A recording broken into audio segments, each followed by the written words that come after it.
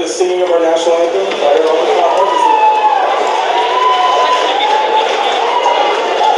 Please take off your hats. Oh, say, can you see by the dawn's early light what so proudly we hailed at the twilight's last gleam, whose broad stripes and bright stars through the perilous fight o'er the ramparts we watched were so gallantly streaming, and the rockets red glare, the bombs bursting in air, gave proof through the night that our flag was still there. Oh, say does that star-spangled banner yet wave o'er the land of the free,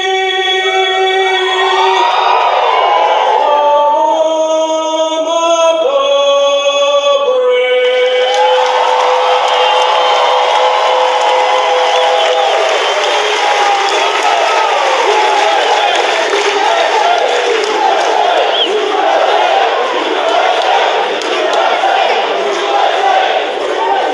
Go away. Go away. All right. Well, good evening. This is truly amazing. Thank you guys all for coming out tonight. Our chapter here at Grand Canyon University has been blown away by the response we've had from the community. It's absolutely stunning. So many people have been so kind and amazing, willing to give up their time and resources to support us. We really appreciate all of you.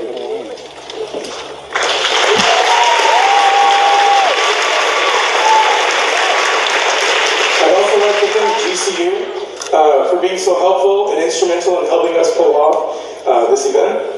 We're so grateful for its help in accommodating such a massive crowd. We'd also like to thank the security here for keeping us all safe.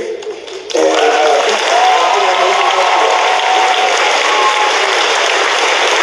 we also thank them for their diligence and hard work, putting their lives on the line for us every single day.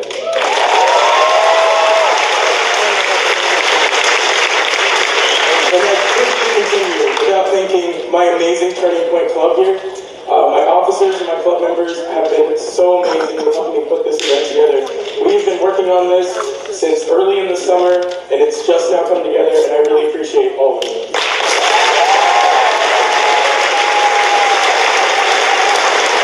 I also want to give a special shout out to our previous club president, Christian Clementi. We couldn't be here without what he laid down the groundwork for.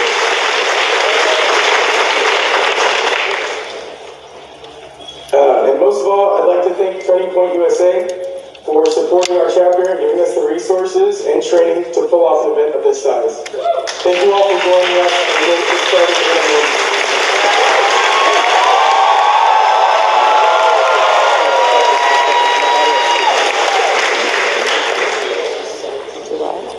Welcome to Turning Point USA's proudly hosted 2019 event, Culture War.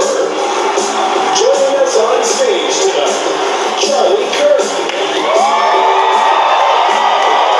Special guest, Donald Trump Jr.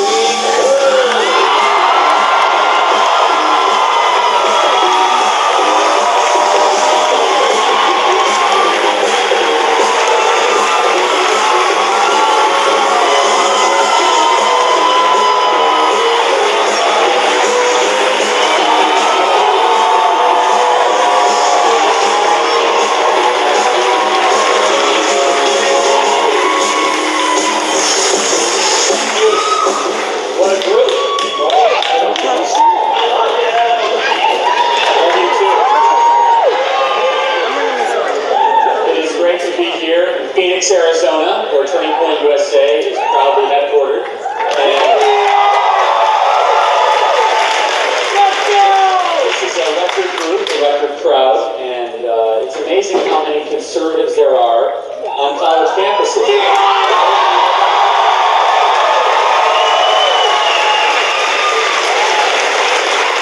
We speak of a lot of groups. I can tell you this is one of the biggest crowds we've ever had. We have hundreds and hundreds of people outside. Only we had a bigger venue, but that's a different question for a different time. But we're all thankful that you're here and we're having a great speech. In fact, it's actually interesting. We are having so much interest in what we're doing at Turning Point USA. The biggest problem we have is finding spaces big enough to be able to get everyone who wants to go to our events. And that goes to show there is a movement growing on high school and college campuses across the country to reject these leftist ideas, to embrace freedom,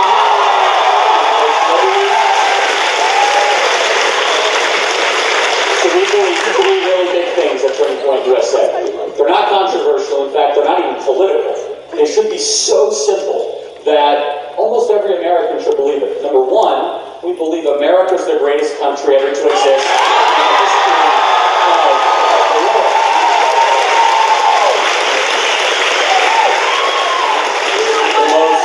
Yes, exactly right. The most benevolent, the most charitable, the most productive, the most entrepreneurial, the most forward-thinking. The country where people swim 90 miles just for a chance to be able to live in this country. You know the sign that you live in a great country? Even those who say they hate this country refuse to leave. I'm still waiting for all these Hollywood people to leave, right? That's how you know we live in a great country. See, when people are given the opportunity to leave, I don't know, Venezuela, Cuba, or North Korea, they say, where's the next ticket out of here? People say they hate this country. In fact, they make a whole career around it. They tweet about it daily. But they wouldn't want to live anywhere else. They have all the wealth in the world. They have every ability to leave, but they don't. And that's how you know you live in a great country. If you have to keep people in your country, probably a good reason and probably a good example that you don't live in that good of a country if you prevent people from leaving. We're the most generous country ever to exist. Americans gave away $500 billion to charity last year. $500 billion. And you know, one of the things that we encounter a lot on college campuses is when people say, I think somebody tweeted this out recently. They said, tax the rich or eat the rich, or there shouldn't be any billionaires. You guys see these tweets recently? And it's really interesting. Just because someone got rich does not mean anyone got poor. When someone gets rich, you have to get other people rich alongside of you. So, for example, when someone has a really good idea, they have to voluntarily sell it to a lot of different people. And you have to keep purchasing that time and time again. You see, the left, they want us to believe there's only a certain amount of wealth in the world. Fixed pie. Only so much wealth, and if someone gets rich, they had to go around and steal it from a bunch of people. But we as freedom-loving Americans, we know, wait a second, in order for that person to get rich, a lot of people had to buy those products, and there had to be competition. And they had to employ a lot of people, and they had to do it time and time again. The question should not be, how do you best take other people's money away to pay for the next government program? Instead, the mystery that has always confounded thinkers and countries is, how do countries get rich? And America is the wealthiest country ever to exist. Why is it? Well, it's not because of our natural resources. We have a lot of natural resources. So does Venezuela, so does Russia, so does Saudi Arabia, so does Iran. It's not the most amount of people. India and China have more people than we do. It's our ideas. We're the greatest country ever to exist in the history of the world because we embrace the idea. Stand up, by the way. That's a very revolutionary outfit, I have to say. That's quite a statement. I should start going to culture wars wearing Paul Revere outfits. I think they'd be quite well received. But it's our ideas that our rights come from God, not from governments. That we believe in natural rights. And that goes to the second thing that we believe at Turning Point USA. The Constitution is the greatest political document ever written in the history of the world. The Constitution was not written for the times. It was written to stand the test of time. The Constitution recognized that government does not give out your rights to you. Instead, your rights are natural upon your birth. And it is government's sole responsibility to make sure that those rights are not infringed upon. And what's so amazing is that we have an entire left-wing movement that has made a profession out of trying to limit your rights away, your rights for free speech, your Second Amendment rights. We love our Second Amendment, by the way.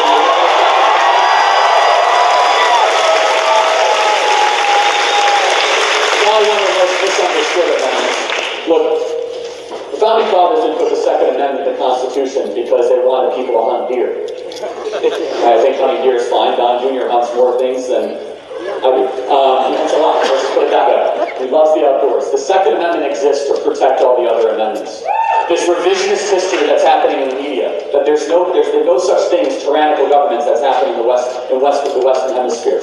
When you have an armed citizenry that can protect their rights, God forbid we ever have to do it, that is one of the most proven ways that you can prevent against tyranny. If you look at Venezuela, what did they do? Before massive government programs, they confiscated guns. It's one of the common denominators that's happened all throughout some of the greatest rises of tyranny. That there would be no First Amendment without the Second Amendment. Now, mind you, if you look at the Bill of Rights, the original Bill of Rights, never once did it say government gives you these rights. Instead, it recognizes that they exist upon your birth. This is so important because rights are not stuff you get from government. Rights are not stuff you can get in the mail. Rights is not stuff you can take away from people. Equality of dignity, not equality of outcome. Two totally different things. So when certain people go up and they say, healthcare is a human right. Who says that? I don't know. Somebody says that. I don't know who would say something like that. Somebody says that. No one has a right to other people's stuff. No one has a right to other people's liberty. In America, we embrace the idea of equality of dignity, equality under the law. Justice is blind. We have to reject the idea that we're going to be able to create utopia. It's never going to happen. The left sells this false idea to students that we can create perfection. That's garbage. That's never going to happen. Mind you, the people that are pushing for this, sometimes, they're the ones that, let's just say, you can smell them coming towards you. Get screamed at by them quite a lot. I love the people that are telling us that we should believe the ideas that we believe in. However, the best way to change the world is to change yourself. It's the best way to change the world. It's the only proven way. And when you believe in individual liberty, you have to believe in individual responsibility. It's very easy to say, yeah, I believe in liberty, I believe in freedom. That's fine. But are you willing to take responsibility when things don't always work out? When a business might not go the way you might want it to? When you have an idea? So built into liberty is the idea of individual responsibility. And we, at Turning Point USA, we believe that churches and local communities, families, individuals helping individuals, far more effective than a government doing that. Are you kidding me? In fact, I believe that if we got rid of all the social welfare on a federal government level, that were in the American spirit, churches, synagogues, mosques, and local communities would step up and help other people and make sure every single person is clothed and fed and looked after. The third thing that we believe at Turning Point USA is we believe that free enterprise capitalism is the most moral, proven, and effective economic system ever discovered in the history of the world. There seems to be a larger than, I think, normal appetite for socialism in this country. It's very easy to be generous with other people's money. Very easy. In fact, if our message tonight, Don, Kimberly, and I, we came up here and we said, hey, we're just going to give you free education, free health care, and open the borders and take care of everyone, that's an easier message to sell. You realize what we have to sell as conservatives or libertarians or freedom lovers? We have to say, we're going to get government out of the way. We're not going to give you anything except the freedom to succeed. That's a hard message, but it's a much more fulfilling way to live. Because when someone gives you everything, there's no fulfillment in that. When someone gives you everything, and you know what happens? A society starts to inevitably decline. People don't work as hard, they don't start as many businesses. There is a reason why a country that gives you everything, Cuba, has nothing but people that want to leave that very country. People will give anything to leave Havana to go to Miami. You ask people to go to Miami to go to Havana, they say, I don't know about that. There's a reason why the caravan went north for America, not south for Venezuela. It's because the ideas of free enterprise capitalism is the greatest wealth-creating engine in the history of the world. And guess what? We don't have to talk in theoreticals anymore. Right now, we have a president who is putting policies where we see this happening in front of our very eyes.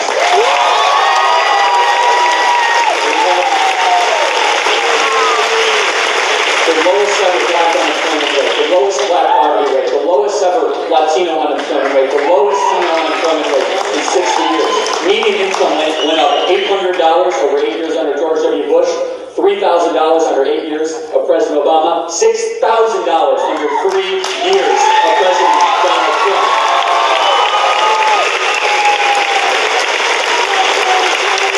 We are seeing people's lives get radically better, and yet we have an entire left-wing movement that is doing nothing but trying to convince all of you that things are miserable. And guess what? They're the ones that want to divide us. I say this, and then it's one of the most interesting arguments. They say, well, there's so much division in this country right now. People are just at each other's throats. And I say, maybe, but where's conservative Antifa? It doesn't exist.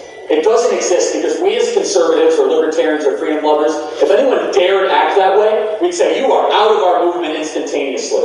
Yeah. But when they put masks on and they beat people in the streets, when they beat gay journalists in the streets like they did in Portland and 0 people have been arrested, when they put billboards up in New York City that show the President of the United States being put in a rope at near death, when you have celebrities that go up with heads of our presidents, I'm sorry, but the conversation about decency seems to be very, very one-sided. There's one side that's trying to improve the lives and conditions of the people that went out and voted for the first time in 30, 40 years and delivered results for all Americans. And there seems to be another side that hates this president and hates this administration a lot more than they love America. I'll give you one final piece of evidence to prove this.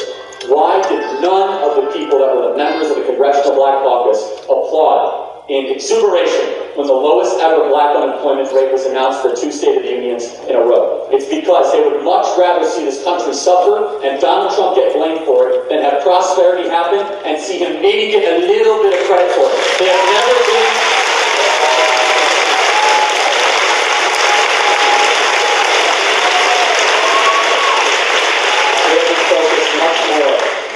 They've been focused much more on being terrified that he was going to succeed, not that he was going to fail. We have very special guests tonight. We want to start it off with someone who is such a fearless leader for liberty and freedom. She's very special. I got to know her very well over the last couple of years, and she was undefeated as a prosecutor. We're going to talk about that, and I can tell you she right now does a lot of work and a lot of commentary for the President of the United States, and he is so lucky to have her on his team. So give a warm welcome right now to the one, the only, the amazing, the brilliant, the beautiful Kimberly Guilfoyle.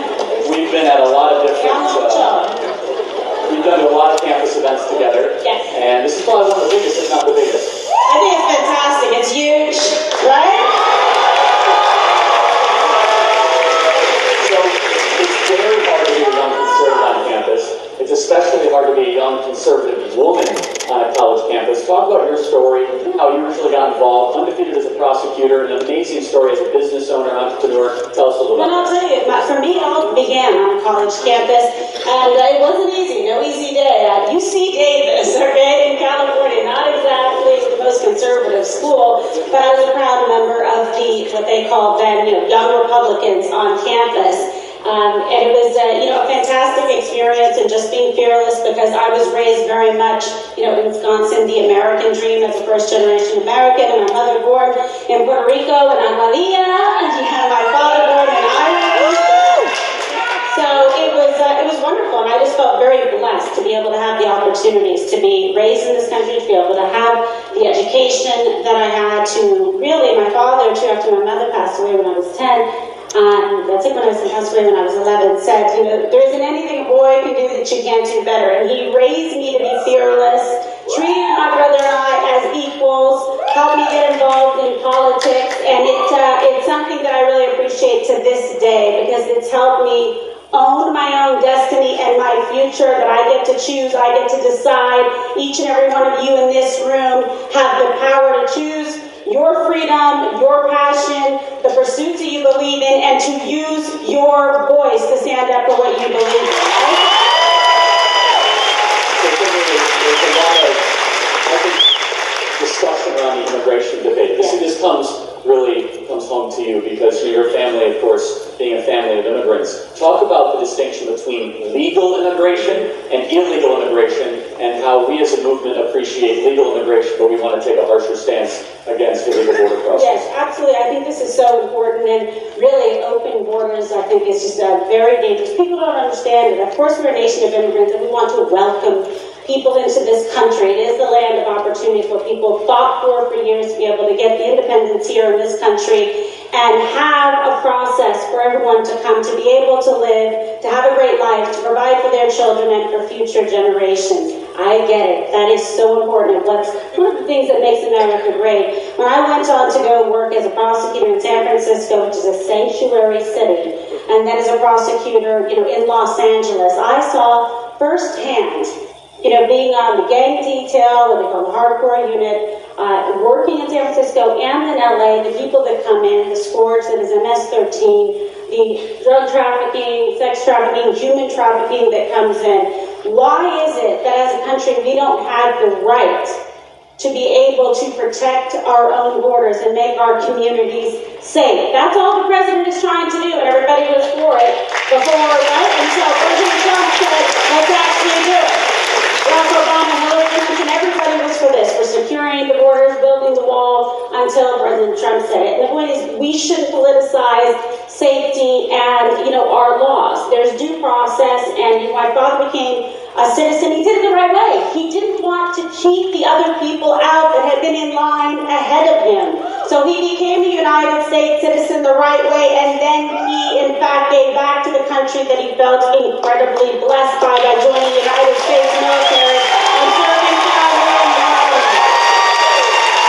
We don't cut the line. We don't cut the line. And that, I think, is so important when you think about it. All the people that have come before, they waited in line, they did it the right way. And so why is it that now, somehow, it is a right that people have to come in and demand it and cheat everybody else out of it and not do it and follow due process? When you think about it, it's about making the process fair for everyone. And the president's trying to make improvements in that. And there's always improvements that can be made, but you do have to understand that we are a nation of laws first. Absolutely. And so right now in our country we're seeing amazing economic success. We are, like I mentioned, the lowest ever Black unemployment, Latino unemployment, GDP at record levels, median income has just skyrocketed under this president, and women unemployment at a 60-year low. Talk about some of the economic accomplishments that this pro-growth agenda has been able to do. Well, it's fantastic. When you think about it, this is an American economy that is robust, that leaves no one behind. I love that, because everybody matters. And we can all have a better life and hope and aspire for that. And just in particular, there's one statistic, and I also among the women for Trump, Latinos for Trump, is that when you look at women in this country, we have never been more powerful than under this president. And I'll tell you, 1,800 women-owned and created jobs a day in the United States of America right now. That is economic prosperity and power. And like you said, Charlie, and also for students, like all of you out there, congratulations, because as much as you love your parents, you can go home on Sunday and see them for dinner, but you will have a job when you graduate under this economy. More, right? Students that graduate have a job and can fulfill their dreams. And that's what anybody wants, right? They want the opportunity to provide for themselves and for their families and live their dream lives. What you have the ability to do, and you can choose that. Like, choose your destiny and choose your life and put your mind to it. I'm telling you it's possible. So one other final thing I want to ask you, Kimberly, is often we hear from students that this country's a backwards thinking, racist, bigoted, homophobic country. You have lived the American dream. You have seen it. We say every day that America is the greatest country ever to exist in the history of the world. What do you say to students that hear this a lot, or what do you even say to students that might feel that way, someone who's actually lived this and seen the amazing freedom and prosperity that only this country can offer? Yeah, I think there is no better country in the world as far as I'm concerned. I mean, when you think about it, this really is the land where you have the equality of opportunity. Put your heart and your drive into it. All things are possible. in this country. I've been able to achieve it myself, having the dream of working as a prosecutor, fighting against violent crimes and criminals and recidivists to make communities safe. I've worked as a special education teacher. I've served as First Lady of San Francisco. I've seen it all. But what I do know is that far more unites us than divides us. And that is the beauty of this incredible country. And I really do. I feel very blessed to come to that, this melting pot that is America, and to be, yes, a Puerto Rican woman, and yes, Irish, Don Jr.'s back there, he'll talk about that, and 6.1% Native American Indian. So. Puerto Rican woman. Which, statistically speaking, is more... Sorry, Elizabeth.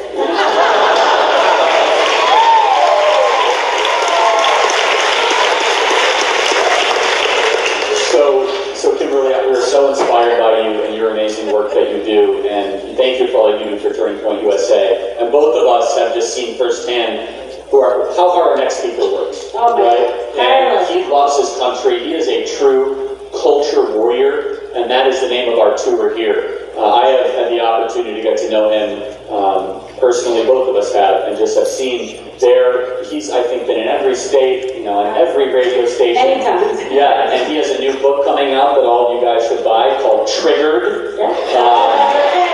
And I think it's like how the left wants to destroy our freedoms, or something accurate like that. Not fake news. But it's a double meaning, of course, going off the idea that he loves the Second Amendment and loves hunting. And so we're just so honored to have you, Kimberly. And of course, let's welcome our final guest, the one, the only, the amazing culture warrior himself, Donald Trump Jr. Now welcome to the stage, Donald Trump Jr.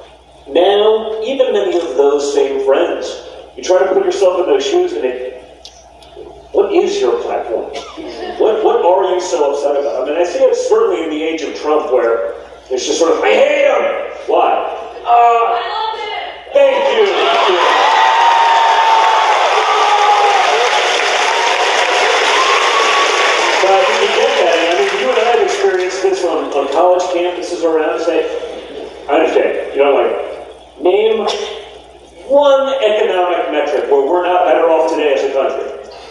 In one aspect, we're not better off as a country today than we were a few years ago. We're just common sense principles.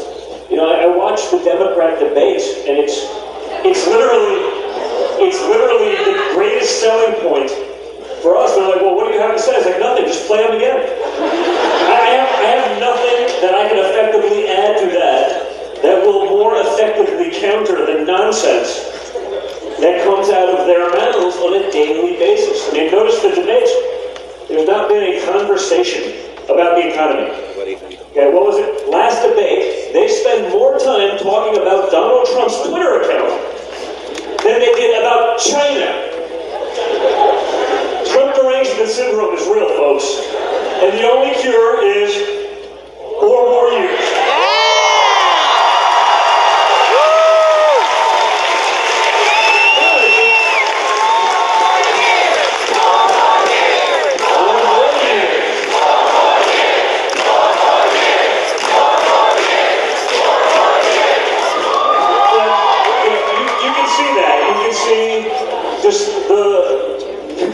It's lunacy. I mean, to not even talk about China in a major debate talking about your party platform, to make a larger issue of the pronouns that you choose. Again, I could care less what someone chooses.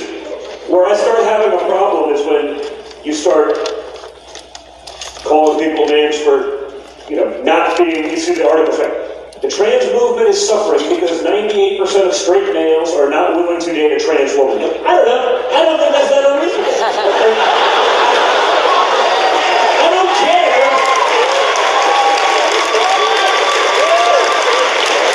I don't care how you identify, but if I don't want to date a woman with a beard, I'm not a terrible person. It doesn't make me a homophobe. It doesn't make me any of these things. I sort of hit back on one of the things today. There's a trans woman who was a male that identifies who's defending their world championship in indoor cycling, track cycling. You know what? And you see people, they're celebrating and they get so great, but the problem is, what about all of the women that broke their ass for their entire life trying to reach the pinnacle of female athleticism? You know, all the things that the feminists fought for years, and Title IX, and all of these things, where are they now? You know, you have people, I saw it a few weeks ago, Martina Navratilova, she's a famous tennis player. She has a similar story to my mom, right? She escaped communist Czechoslovakia, and she was out there, and she wrote this article. This is one of the most accomplished female athletes in history. She said, I don't know, I wouldn't want to be competing against the biological advantages that males have. I don't think that's right. And this is a woman who has been an LGBT activist for 40 years, before it was even, remotely, cool or acceptable or whatever. It was different then than it is today. People are much more understanding, they're much more welcoming, they're much more accepting. It's almost like it's a non-issue. And this is a person who's been, the leader of the charge of that movement. And because she said that, she was destroyed. She was owned. They'll eat their own if you don't buy into all of the crazy woke stuff. And the problem is this: it's a never-ending goalpost, Charlie. It just keeps moving. They can't out-woke themselves enough. You know what I'm saying, right? Where it's like, you get to the point where it's just nuts. And so for me, I commented today on Twitter, when will it end? And as the father of, 2 girls, one of them who's already an incredible athlete, the other that shows a lot of potential. Basketball. She could destroy me in basketball, so maybe that's the one example I don't want to use. But you don't see it happening the other way. You don't see women transitioning to male and identifying as male, dominating men's sports. It only works one way, right? And so, as the father of those girls, I sort of said, man, someone has to actually say something. And so many people that have been put in their box, especially conservatives, that I get, if you're a conservative and you're outspoken about it, they're going to try to own you, they'll try to destroy you, they'll try to ruin you. Just look at my life in the last few years. It's okay, I got the Trump gene, we like to fight, so,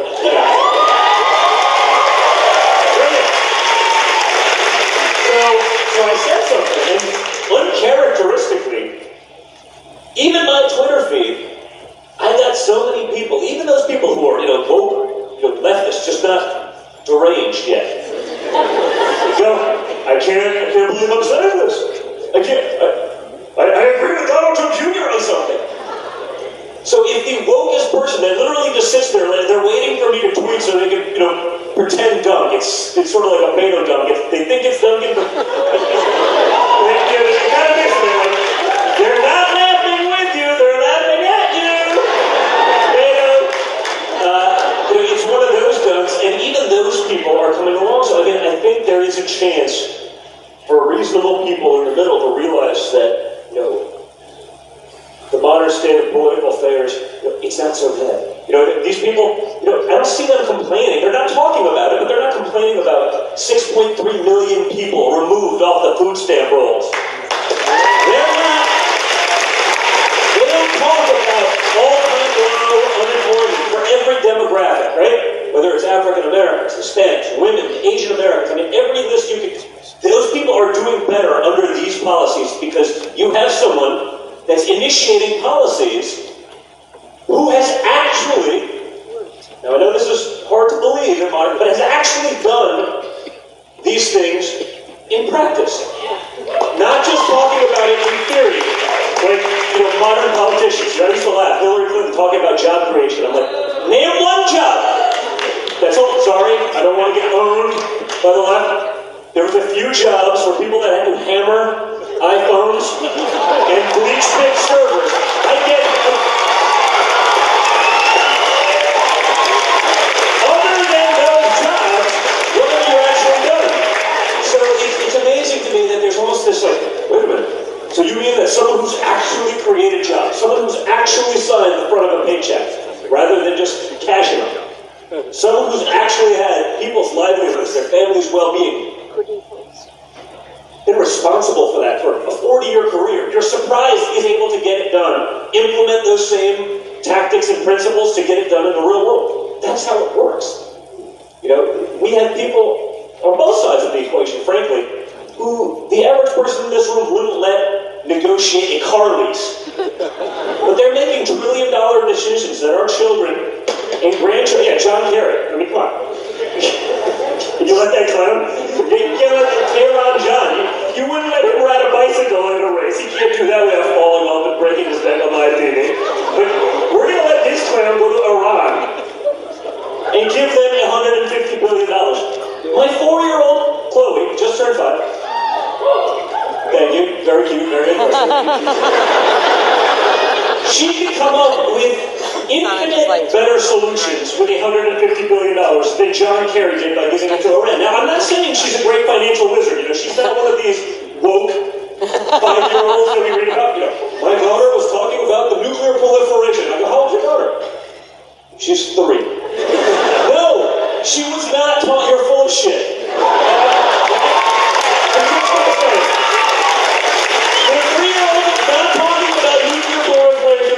Korean Peninsula. And, so let's just assume she's a regular 5-year-old. The reality is, if she would have matched to that $150 billion, it would have been money better spent than giving it to Iran. So Don, one thing you talk about in your book is you saw communism firsthand. And we spent a couple years together. I never heard the story until recently. You visited communist Czechoslovakia. You saw the horror. You lived there for some time, and you saw red lines firsthand, and you saw what these ideas actually can translate into. It's interesting. It's one of those things I never actually talked about until I started sort of writing the book. And the book originally was really more about sort of the genesis of the last few years, about sort of being really the number 2 target of the Mueller hoax. You remember that one, right? Everyone forgot about it now, because when they put Mueller on the stand, Mr. Mueller, yes? Mr. Mueller, have you actually read the report that bears your name? I don't think that's part of my purview. That's when everyone realized that they've been taken on a 3-year, $40 million ride. For those who didn't already know it, like most of the people in this room. I mean, they didn't know Fusion GPS. No, he didn't know who Fusion. He didn't know the genesis of it, and didn't bother to look. That's what I don't know. Can't have a problem with it. You spent $40 million, 3 years, everyone's running right. You don't even know how this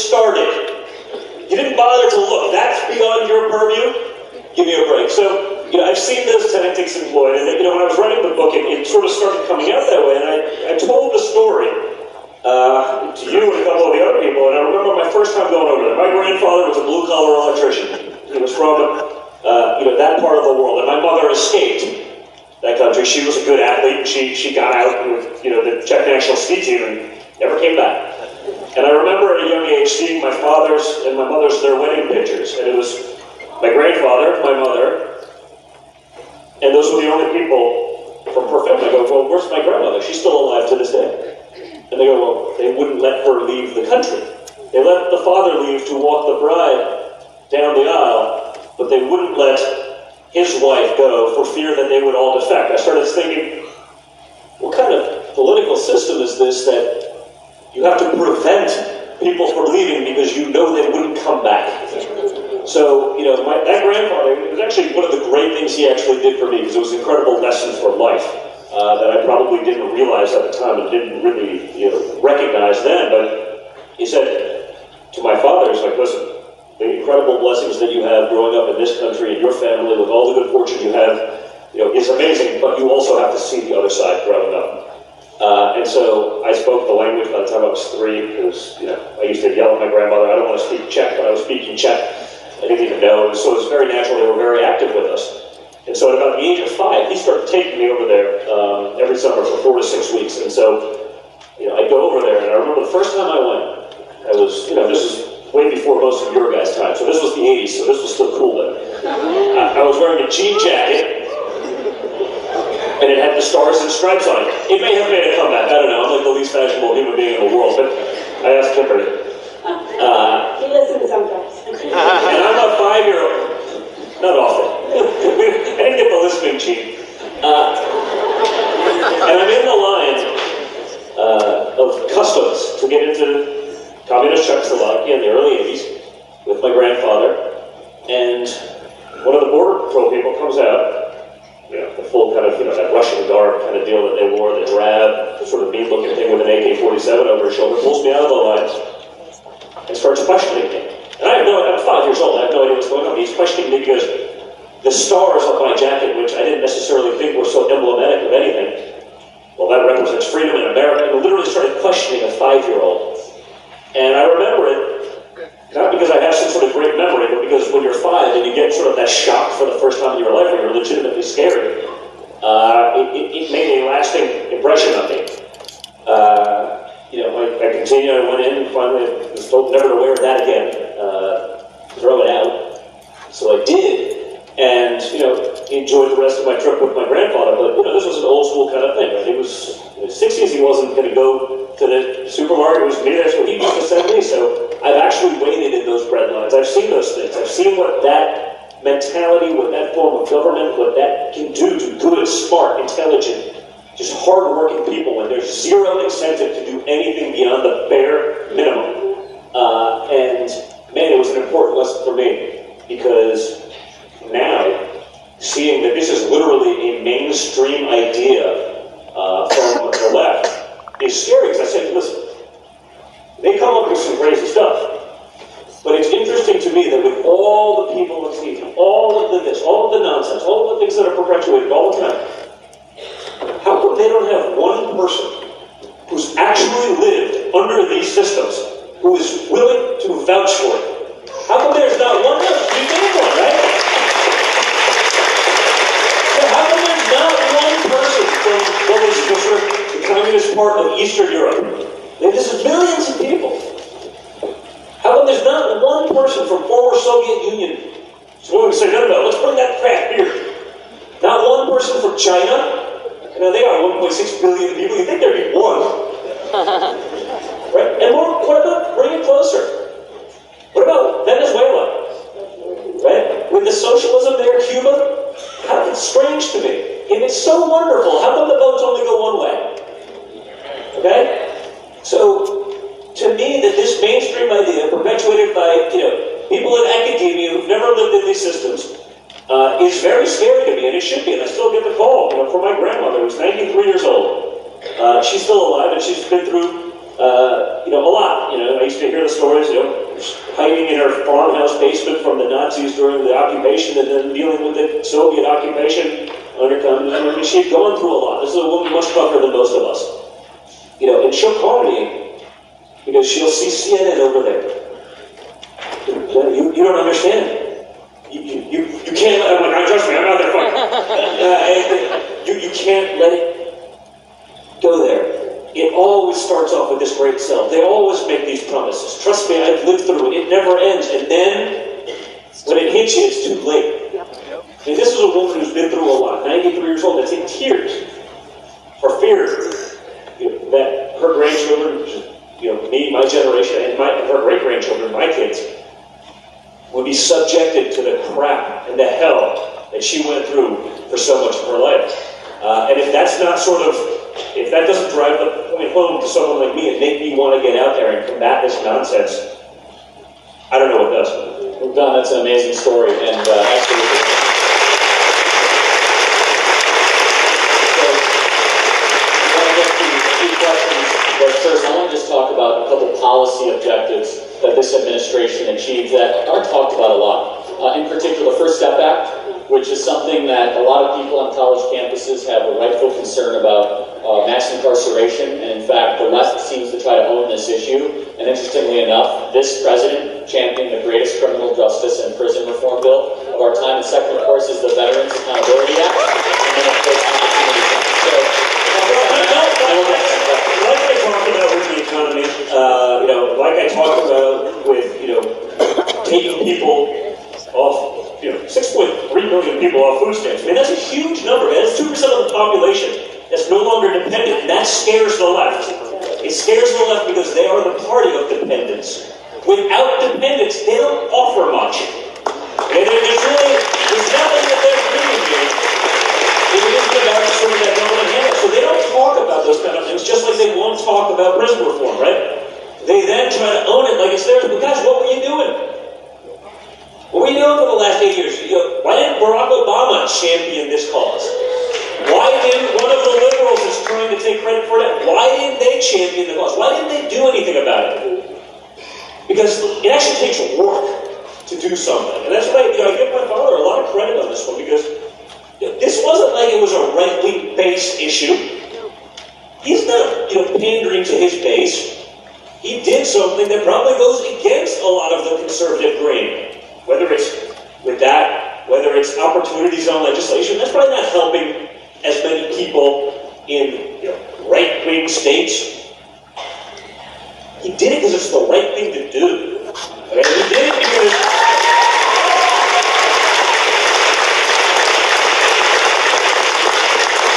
because it makes sense, and that's the thing. I mean, if you look back, my pinned tweet on my Twitter profile is literally my father on Oprah.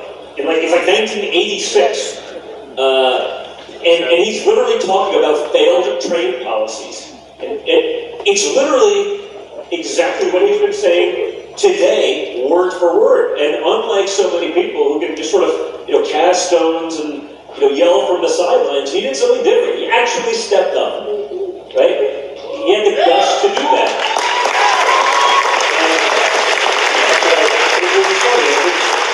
But more importantly to the notion of the man, it wasn't just that he stepped up, it's that he stepped up knowing full well what was coming. I tell the story, it's in the book, but you've heard me tell the story a lot, which is going down the elevator as a family on June 16th, 2015. And the last thing he said before he sort of made his way over to the escalator and we went down to Greeno was, he looks me in the eyes and just says, and now we find out who our real friends are. Yeah! And truer words have probably never been spoken, but I think what's important about that point is not even the words, because it's that he knew how vicious it was going to get. He knew the double standard that he would face. He knew all of that, and he did it anyway.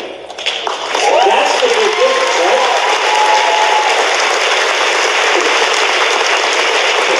Anyone can regurgitate the leftist talking points. There's no penalty for that. But you take on the establishment, frankly, you take on the establishment on both sides, they ain't going to go easy. They've been there for a long time. They've gotten rich, making sure they control that. And again, we've seen it from both sides. But I think for conservatives, for people from the right, what Donald Trump has shown is that you can fight back. You don't just have to take the loss because they want you to. You don't just have to fold because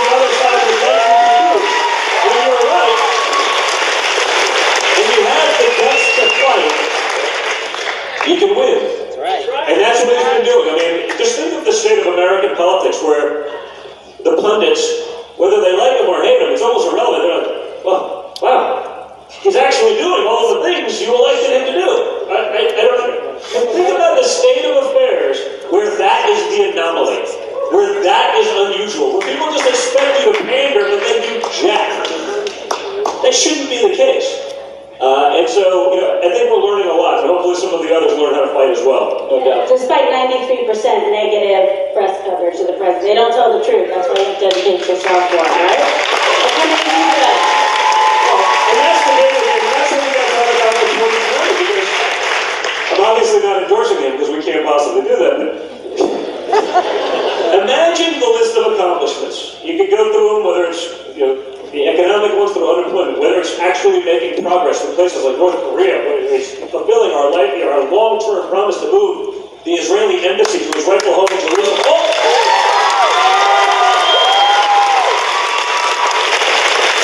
Accomplishment after accomplishment after accomplishment. They said you couldn't get tax reform done. You got it done. Unprecedented new levels of income to people. Unprecedented levels of new entrepreneurship for women, for African Americans.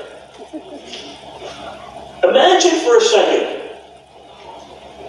you had an opposition party that cared even a little bit about actually getting something done, because now they've controlled the House for a year. Name a piece of legislation they've actually even proposed to move something forward. USMCA? Yeah, you can't renegotiate NAFTA, it can't be done. It's done.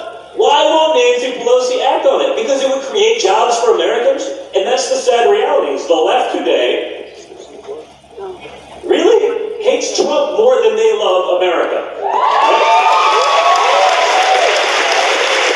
They want to resist more than fight for Americans and their constituency. Because if they wanted to actually do something, they could prove it by acting on these things. But they haven't. They're sitting on their desk, waiting to go. So hopefully that'll change. But I don't see it happening. Again, we need 4 more years to really drive that point home. Let's get some questions over here. And again, thank you, Don and KG, for being here. And let's get some questions fired up. Can you discuss the hypocrisy in the media about Joe Biden's son, Hunter? Yes, I can. We're not in a time crunch, are we, Charlie? Because I got all day. I've been doing this one for a while because they keep trying to compare. Well, Donald Trump Jr., you're also the son of a rich guy. I go, I get it. I've acknowledged that on TV. All the media neglects that. I get it. A big part of what I am and who I am and where I am is because of my father. The difference is, we did that as private business people. We didn't do it as government employees or decision makers spending taxpayer money to make themselves rich.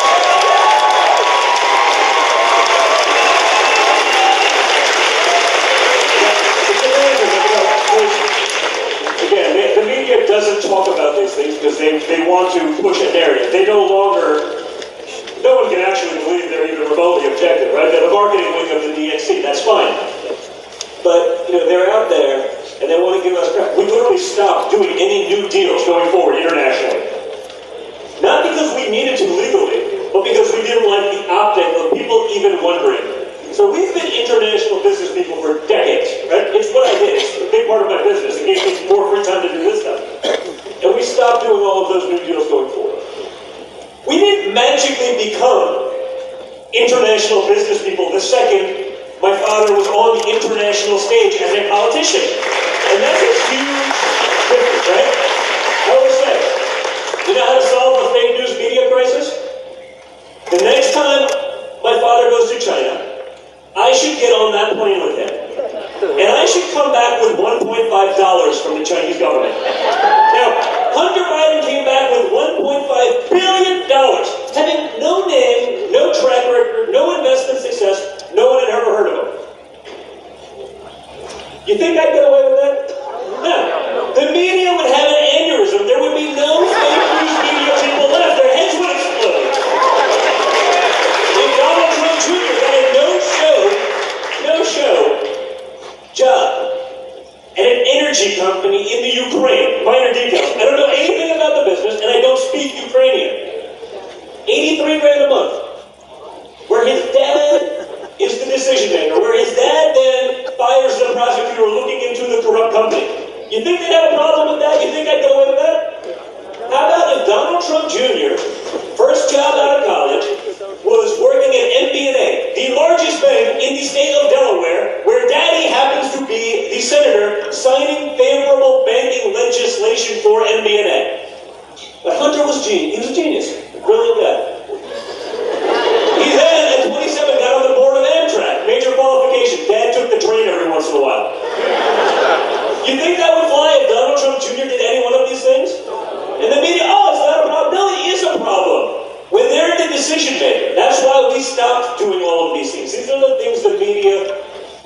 tell you. So yeah, the hypocrisy is pretty rich because I've been hearing, ever since I started doing the Hunter Biden thing, right, they say, oh, John, well, you can't do that. I go, no, that's interesting. Why?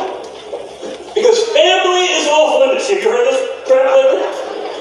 Family's off limits. Wow! Where were you guys for the last 3 years when the leftists are trying to throw me in jail for taking an unsolicited phone call? Strange. Family's only off limits now. And, this is the bias, that we're working with. It's just sort of a fact of life. So, 2020 should be over by any reasonable measure, but it's not, because that is the kind of nonsense that we're dealing with. When you have that uneven a playing field, when you have that much hypocrisy, when they just come out and basically say it at this point, they're just on the other, remember election night? Well, we have a chance of still, who's the we? Because it doesn't seem like Hillary has a chance. So, I know you're not talking about us. Thank you, man. Yeah, so it's an interesting world. So I have a lot of opinions on that, and I could go on for hours. But people have to see the difference, because the media, again, they don't talk about that nuance. They don't talk that we stopped being international business people while they started when they could take advantage of government, and it's a big and stark difference. Not to mention, the vice president bragged about firing a prosecutor. Yes. We have tape with him saying that. And no problem. It's okay. It's okay. In all fairness, no one actually believes that Joe Biden would even be a candidate today if it wasn't for Trump. Meaning they think that he can maybe go and pretend to people like he's some sort of man of the people. Like, let's say he's from Pennsylvania because he left Pennsylvania at the age of 7 or whatever. Like, I literally lived in Pennsylvania longer than Joe Biden did. But in the age of Trump, they're like, well, maybe this is the guy that can beat it. I'd love to see it, because the guy, just like Hunter, couldn't get through an interview after being in hiding for 8 weeks, or longer probably, 8 months. Hiding from the media, he gets on a well-prepared interview, right? The Biden campaign, we had no idea. Oh, really? He's at your campaign events with ABC News. Trust me, you do. And the guy couldn't even stumble through an interview. I don't think so, guys. If you prep that long and you still blew it that bad, it's probably not in the cards, right? Just like Joe can't get through an interview without just totally saying some asinine stuff. It just never ends. So, I don't see them as much of a threat. But again, I think the left thought that they would be, so they did whatever they could to perpetuate that notion. Next question. So thanks for all coming out today. So on the topic of 2020, who do you guys all believe will be the nominee for the Democrats? It's a good question. The reality, I don't know. So much has changed so fast. I really thought, one of the big threats that I thought would have been a threat would be actually Kamala. I thought she'd be good and she'd be able to pull some, and it turns out she has almost as bad a personality as Hillary. It's amazing. It's like she was magically listening to Tupac 10 years before Tupac was Tupac. Wow, she's really woke. And it's just, fakeness. Just the most disingenuous person who's still relevant in politics. So that eliminates Hillary, who's not relevant anymore. But